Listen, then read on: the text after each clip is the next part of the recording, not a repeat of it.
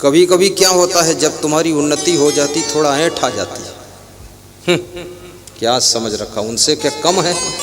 अरे तो कौन कहता कम हो, उनसे थोड़ा आगे हो आप, ऐंठ क्यों दिखा रहे हो? जो ऐंठ आ जाती है, अहंकार आ जाता है, वो आपको फिर से नीचे गिरा देता है। जिस नम्रता के गुण के कारण, जिस सरलता के स्वभाव के कारण, जिस मधुर वाणी के कारण, जिस प्रेम भरे दिल के कारण तुम्हारा उत्थान हुआ है, अगर ये गुण जिंदगी भर बने रहेंगे तो आपका उत्थान निरंतर होता रहेगा। विधायक बनने के बाद बहुत लोगों को ऐंठ आ जाती है, और जिनको ऐंठ आती है तो जनता 5 साल के बाद उनको पूरा ऐंठ देती है, ये ऐसी तैसी कर दूंगा। परमानेंट विधायक बने रहना है तो स्वभाव को बिगड़ने मत दो। मिनिस्टर, चीफ मिनिस्टर बनने के बाद कितने मुख्यमंत्रियों को ऐंठ आई है, 3 महीने में ही उनके विधायकों ने उनको ऐंठ दिया है कि तुम्हारी ऐंठ निकाल देंगे हम, ऐंठ चल नहीं सकती। इसलिए अभिमान कभी मत करना।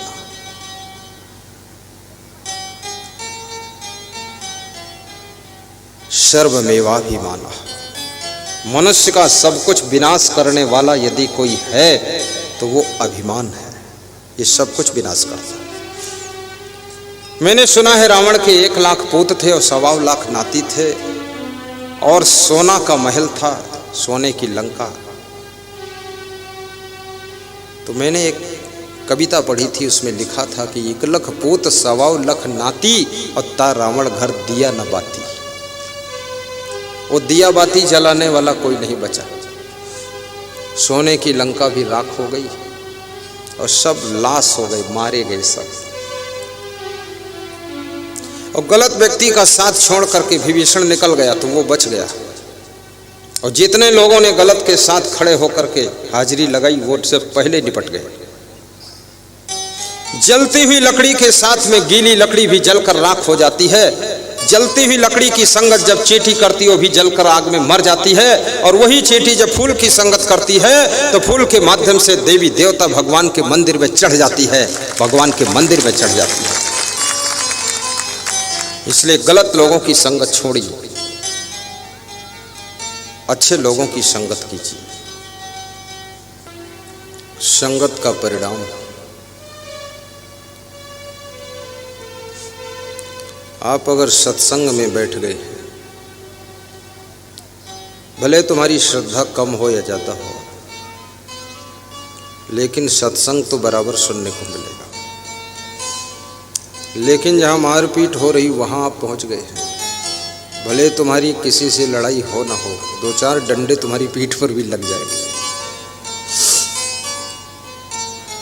ये संगत का फल है।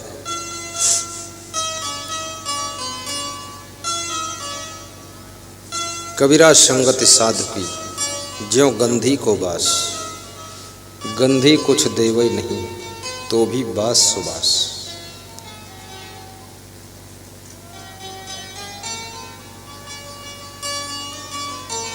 सच्चे संत की तलाश करना, सभी संतों के ऊपर संदेह मत करना। रावण भी तो साधु के भेष में आया था और सीता जी को चुरा कर ले गया था। तो क्या राम ने उस दिन से साधुओं को मानना बंद कर दिया था? नहीं बंद किया था, क्योंकि राम समझ गए थे कि साधु के भेष में राक्षस भी आ सकते हैं। आज भी साधु के भेष में नकली साधु भी छिपे हुए हैं।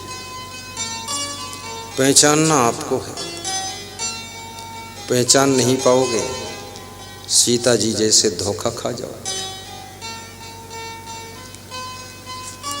लक्ष्मण ने कहा था इस रेखा से बाहर मत निकलना, लेकिन सीता जी संत का सम्मान करने के नाते रेखा को लांघ जाती। ये प्रसंग शिक्षा देता है। लक्ष्मण रेखा क्या है? लक्ष्मण रेखा कुछ और नहीं है, संयम और नियम की रेखा, मर्यादा की रेखा, अनुशासन की रेखा, यही तो लक्ष्मण रेखा है।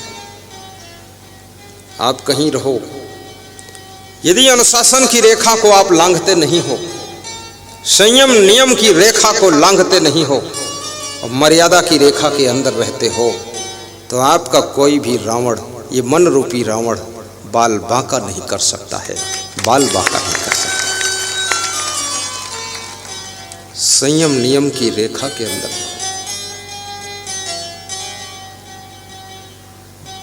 और सीता कोई और नहीं है, शांति ही तो सीता का अवतार है।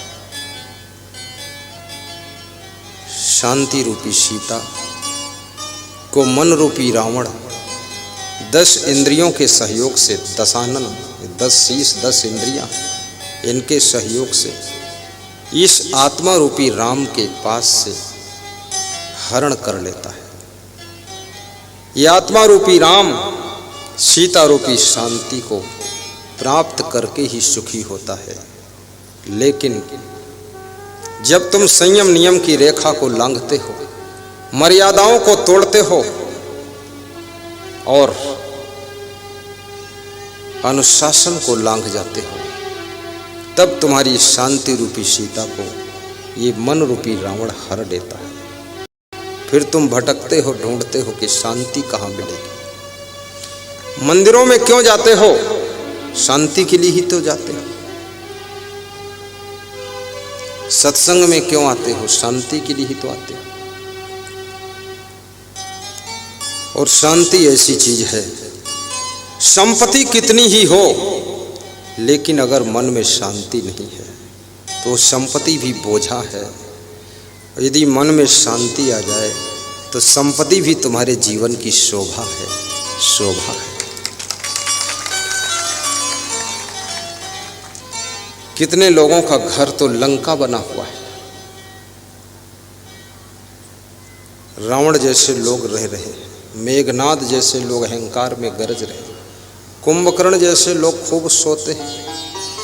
ये मत सोचना लंका में ही कुंभकर्ण होता है।